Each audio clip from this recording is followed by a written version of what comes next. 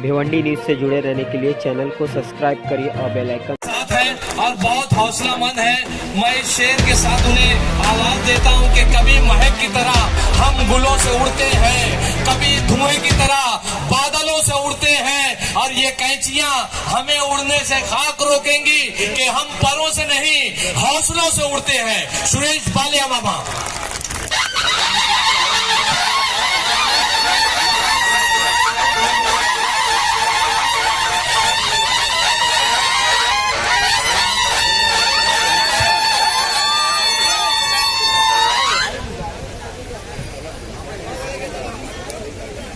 उपस्थित सभी कार्यकर्ताओं को नमस्कार, सलाम वालेकुम। आज भिवंडी लोकसभा जो 20 मई को होने वाली है,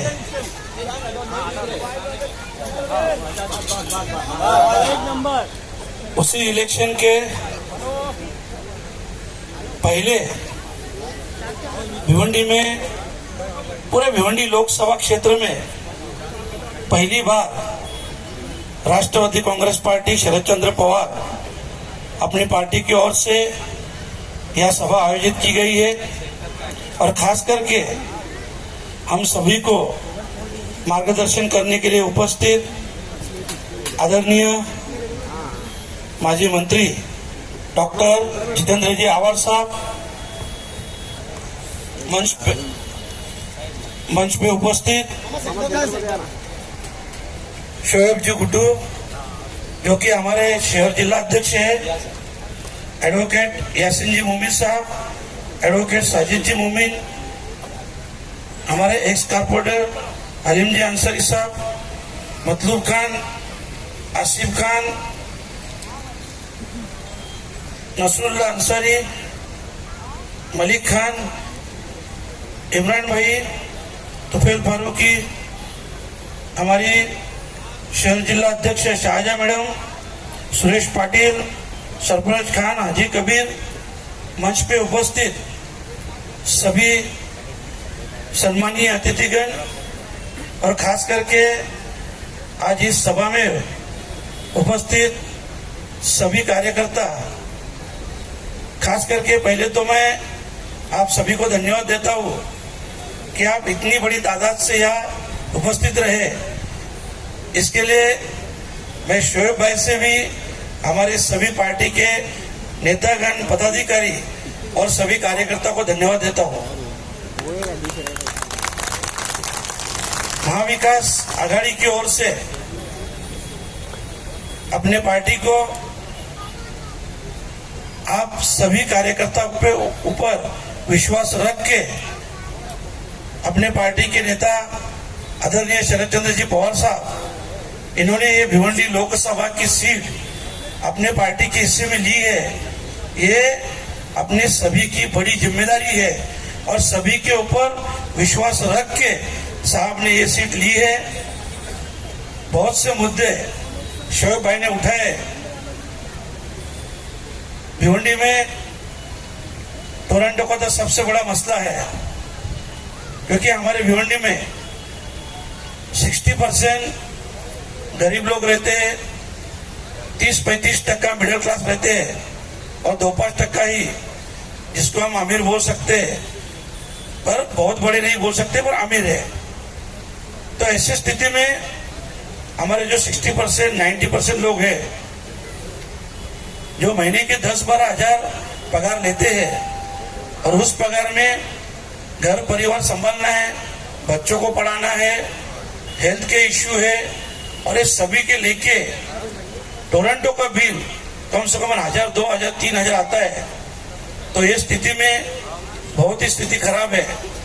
और खास करके हमारे आईजीएम हॉस्पिटल जो आपने देखा होगा, जिसको जिला रुग्णालय होना बहुत जरूरी है, क्योंकि हमारी लोक संख्या देखी तो बहुत पहले होना चाहिए था, पर यहाँ के खासदार की उदासीनता है।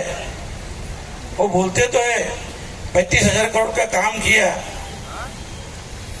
क्योंकि वो उनके टक्केवारी के हिसाब से बोलते रहेंगे। वो टक्केवारी के खासदार है।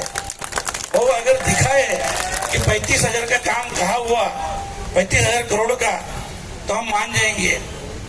देखो, मैं आपसे इतना ही कहूंगा, शोएब भाई ने बहुत से मसले मुद्दे रखे और अवार्ड साहब भी अपने को मार्गदर्शन करने वाले हैं। मैं आपसे यही कहूंगा कि जिसने 10 साल इस लोकसभा का नेतृत्व किया, वो खासदार 10 साल में उसके अधिकार को समझ नहीं पाया, उसके काम को समझ नहीं पाया कि उसके अंडर में क्या क्या काम आता है। इसके लिए वो सबसे फेल खासदार है। और मैं आपको यही बात कहूंगा कि देखो, ये जो लड़ाई है ना, ये भ्रष्टाचार के खिलाफ लड़ाई है, ये महंगाई के खिलाफ लड़ाई है। और खास करके आप देख रहे हो, अपन जब भी किसी बीजेपी के लीडर से पूछो, भाई इतनी महंगाई हुई, तो वो बोलेंगे अरे 370 हटाया, अरे इतना भ्रष्टाचार हो रहा है, वो बोले अरे राम मंदिर बनाया। अरे हम लोग पूछते हैं, भाई आपने क्या किया? आपने 2 करोड़ रोजगार वादा किया था, उसका क्या हुआ? सिर्फ और सिर्फ 10 साल से आज तक धर्म के नाम पे ये लोग वोट मांग रहे हैं। आज अपने सबके सामने कायदा कानून कुछ बचा है क्या? आप देख रहे हो, ईडी, सीबीआई किसी के ऊपर, मतलब ऐसा किसी को नहीं छोड़ा है। अपने अवार्ड साहब है, उनके ऊपर तो ऐसा ऐसा केसेस दर्ज किया, अब हम सोच भी नहीं सकते। इतनी घिनौनी हरकत, मतलब ये लोग संविधान रखना नहीं चाहते हैं। ये लोग सिर्फ और सिर्फ हुकुमशाही लाना चाहते हैं। मैं आपको सभी को इतनी रिक्वेस्ट करूंगा, देखो ये 2024 का इलेक्शन है। अगर इंडिया आघाड़ी जीती तो 2029 के इलेक्शन हो जाएंगे, नहीं तो इतना भूल जाओ आप, अभी नहीं तो कभी नहीं। ये सबसे बड़ी बात है। और हमको ये इलेक्शन सिर्फ अपने लिए नहीं लड़ना है, अपने आने वाली पीढ़ी के लिए, अपने बाल बच्चों के लिए लड़ना है। क्योंकि देखो, हम अपने आप को बचा रहे, हम भिवंडी को बचा रहे, हम महाराष्ट्र को बचा रहे, और हमको देश को बचाना है। और देश को बचाना है तो इंडिया गठबंधन को ही लाना है। इतना ध्यान में रखो आप सब। और मैं यही रिक्वेस्ट करूंगा, देखो बहुत बड़ी तादाद से आप उपस्थित हो।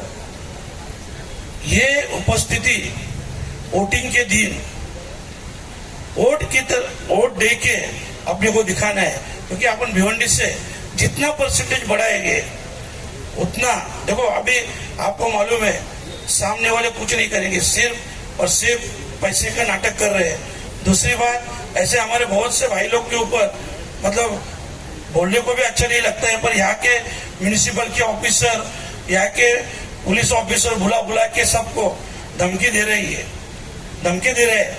ये अच्छी बात नहीं है।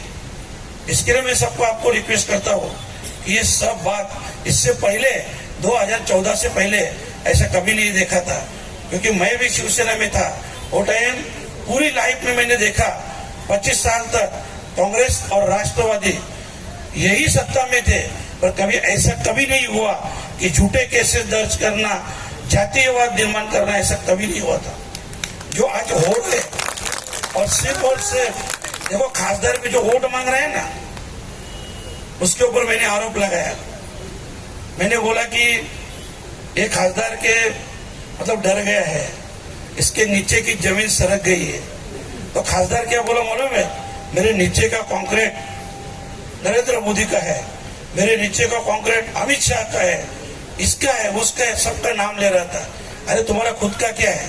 तुमने 10 साल यहाँ के खासदार हो, 3 साल मंत्री हो, आपका क्या है वो तो हमको बताओ। तो इसीलिए ऐसे निकम्मे खासदार को, और खास करके अपना संविधान बचाने के लिए, अपना देश बचाने के लिए ये टाइम अपने को वोटिंग करना है।